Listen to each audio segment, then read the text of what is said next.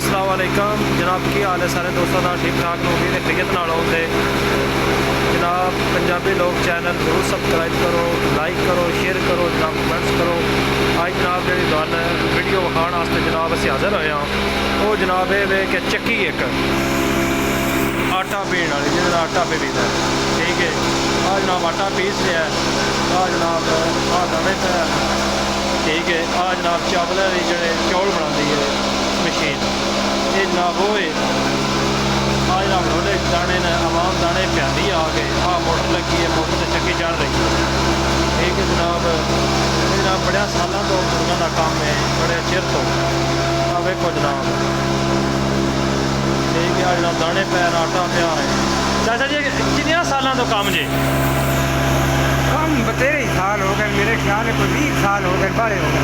अच्छा, ये महीना कितना तकरीबन बना लेते हो? महीना हाँ, रोज़ रोज़ कोई किन्ने पैसे बन जाते? इंज असल अगे बतेरा कम बन पाता हूँ जी। आते आ बिल जड़े ने नहीं साफ कटने बिल ज़्यादा हूँ। जे तनख्वाह पूरी गिनी ने बंदे की इंज नहीं बनती हूँ। ये कि चलो कोई लून मेरा जो बच गया। ठीक है। नहीं महीने का 30-40 हज़ार बना लेंदे हो टोटल सने बिल्ला?